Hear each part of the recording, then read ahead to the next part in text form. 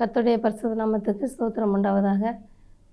இன்றைய தினத்திலும் cross TV மூலமாக ecclesia மினிஸ்ட்ரியின் வல்லமை நேரம் நிகழ்ச்சியில் உங்களை சந்திப்பதிலே மகிழ்ச்சி அடைகிறேன். கர்த்தருடைய நாமம் மகிமைப்படுவதாக. இந்த நாளிலும் கர்த்தர் நம்முடைய கூப்பிடுதலுக்கு செவி கொடுக்கிறவர். அவர் எப்படி செவி கொடுப்பார், யாருக்கெல்லாம் அவர் செவி கொடுக்கிறவராக இருக்கிறார் என்பதை பற்றி தியானிக்க இருக்கிறோம். ஒரு மனிதனுக்கு கண் எவ்வளவு முக்கியமானது. 2 கண்களும் ஒரு மனிதனுடைய ஒரு சரீரத்தினுடைய விளக்காய் இருக்கிறது. இப்படி சரீரத்தினுடைய விளக்காய் இருக்கக்கூடிய அந்த கண்கள் இல்லாமல் இவ்வளோ பேர் கஷ்டப்படுறாங்க. பார்வை இல்லாமல் கஷ்டப்படுறாங்க. தெளிவான பார்வை கிடையாது. கண் மருத்துவமனைக்கு அதிகமான அளவில் போய் கண் அறுவை சிகிச்சை பண்ணிவிட்டு அதன் மூலமாக பார்வை தெளிவாக கிடைக்கட்டும் அப்படின்னு சொல்லிட்டு இவ்வளோ பேர் கண் மருத்துவமனையை நோக்கி போயிட்டுருக்காங்க. அப்படிப்பட்ட சூழ்நிலையில் வேதத்தில் இருந்து கண் பார்வை இல்லாத ஒருவர் எப்படி அவருக்கு பார்வை கிடைத்தது என்பதை பற்றி பார்த்தோம்னா, லூக்கா எழுதின சுவிசேஷம் 18ஆம் அதிகாரம் 35 வசனத்திலிருந்து 43ஆம் வசனம் வரை. பின்பு அவர் எரிகோவுக்கு சமீபமாய் வரும்போது ஒரு குருடன் வழி அருகே உட்கார்ந்து பிச்சை கேட்டு கொண்டிருந்தான். ஜனங்கள் நடக்கிற சத்தத்தை அவன் கேட்டு இது என்ன என்று விசாரித்தான். வழி அருகே உட்கார்ந்து ஒரு கண் தெரியாதவர், ஒரு பார்வையற்றவர் பிச்சை கேட்டு கொண்டிருக்கார். இயேசுவானவர் அந்த வழியாக போகிறாங்க. அவங்க போனாங்கனாலே அவங்கள சுற்றியும் ஜனங்கள் கூட்டமாக போயிட்டே இருக்காங்க. அப்போ அந்த ஜனங்களுடைய அந்த நடக்கிற அந்த சத்தத்தை அவர் கேட்டு இது என்ன, ஒரே சத்தமாக இருக்கா, இது என்னதுன்னு சொல்லி ஏன் இவ்வளோ சத்தம் அப்படின்னு அவர் கேட்குறாரு. ஜனங்கள் நடக்கிற சத்தத்தை அவன் கேட்டு இது என்ன என்று கேட்டான். அப்போ பக்கத்தில் இருந்தவங்க சொல்கிறாங்க, இயேசுங்கிறவர் போகிறாரு, இயேசுநாதர் போகிறாரு அந்த பாதையில், அதனால தான் இவ்வளோ ஜனக்கூட்டம். அப்போ அந்த கண் தெரியாதவர் என்ன பண்ணுறாருன்னு பாருங்கள். இயேசுவை பற்றி முன்னமே அவர் தெரிந்திருந்தார். அதனால தான் அவர் உடனே அவர் இயேசு போகிறார் அப்படின்னு சொன்ன உடனே, அந்த வார்த்தையை அவர் காதுனால கேட்ட உடனே, இயேசுவே தாவீதின் குமாரனே எனக்கு இரங்கும் அப்படின்னு சொல்லி அவர் கூப்பிடுறார். உடனே பக்கத்தில் இருந்தவங்க, முன்னால் போகிறவங்க எல்லாருமே இயேசுவே தாவீதின் குமாரனே எனக்கு இரங்கும் என்று கூப்பிட்டான். உடனே முன்னால் நடந்து போயிட்டு இருக்கிறவங்க அவரை அதட்டுறாங்க. அமைதியாக இருங்க, சத்தம் போடாதீங்க அப்படின்னு சொல்லி அதட்டுறாங்க. அப்போ அதட்டும்போது அவர் அந்த அதட்டின அந்த காரியத்தை பற்றி அவர் பயப்படவே இல்லை. தைரியமாக அவர் மறுபடியும் என்ன செய்கிறாரு, சோர்ந்து போகவும் இல்லை, மறுபடியும் அவர் கூப்பிடுறாரு. முன்னிலும் மிகவும் அதிகமாக கூப்பிடுறாரு. இயேசுவே தாவீதின் குமாரனே எனக்கு இரங்கும். இந்த சத்தம் கேட்ட உடனே, அவர் கூப்பிடுற அந்த சத்தம் கேட்ட உடனே இயேசு கிறிஸ்து நின்றுட்டாங்க. நின்று அந்த கூப்பிட்ட அந்த நபர் யார், அவர் இடத்துல கொண்டு வரும்படி சொன்னாங்க.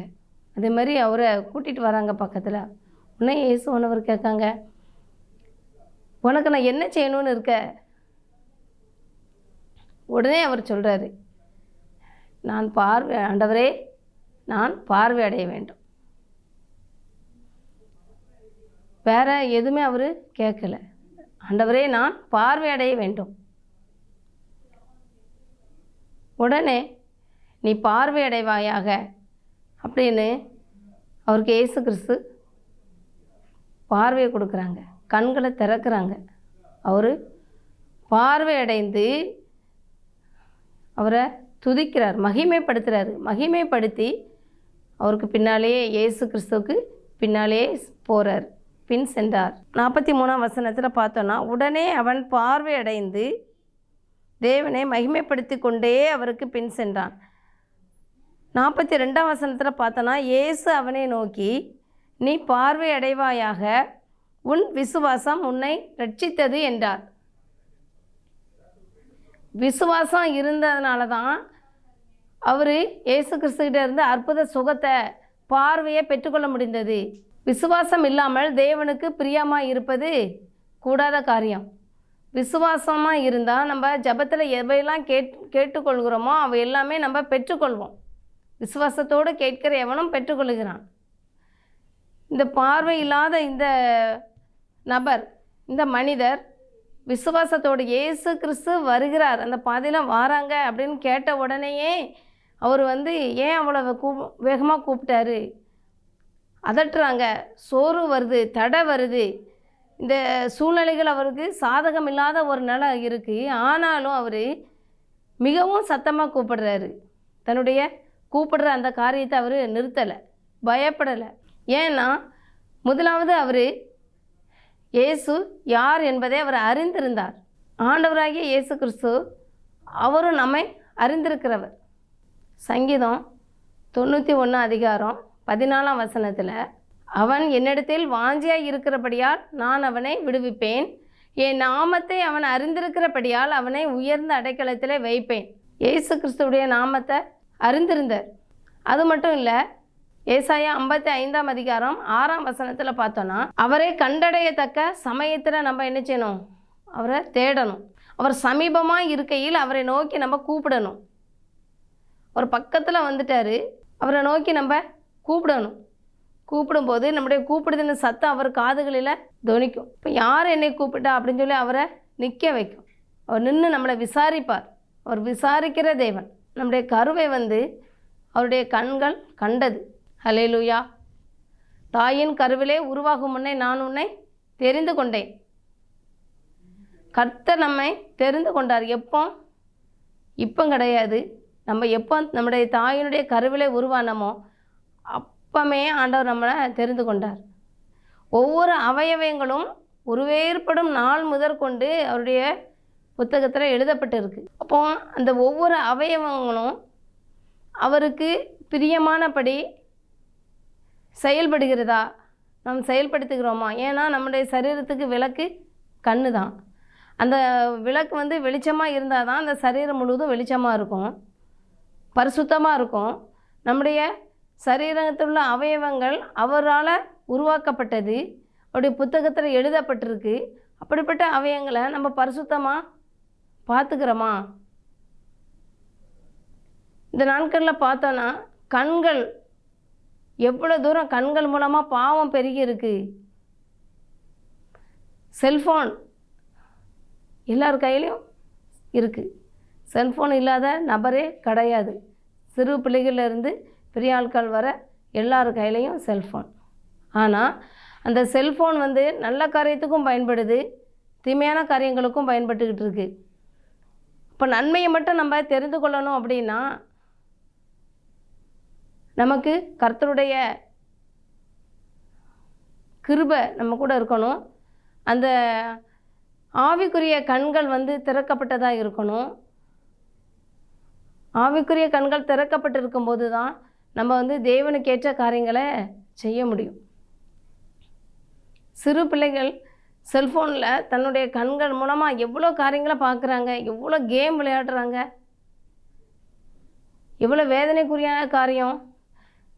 அதன் மூலமாக எவ்வளவோ விபத்துகள், எவ்வளவோ நாசமோசங்கள் நடந்துகிட்ருக்கு. சிறு பிள்ளைகளுக்காகவும் இந்த செல்ஃபோன் மூலமாக பாழாகி கொண்டு இருக்கிற ஆத்மாக்களுக்காக கர்த்தருடைய பாதத்தில் அவங்களுக்காக நம்ம என்ன செய்யணும்? பாரப்பட்டு ஜெபிக்கணும். கர்த்தர் பெரிய மாற்றத்தை கட்டளையிடுவார். நம்ம கூப்பிடுதலுக்கு அவர் செவி கொடுக்கிற தேவன். ஒரு பார்வையற்ற நபர் கூப்பிடும்போது அவர் என்ன சூழ்நிலையில் இருக்கார் அப்படின்லாம் பார்க்கல. சத்தம் கேட்ட உடனே கர்த்தராகிய இயேசு கிறிஸ்து நின்று என்ன செஞ்சாங்க? சுகத்தை கொடுத்தாங்க. அவருக்கு செவி கொடுத்தாங்க.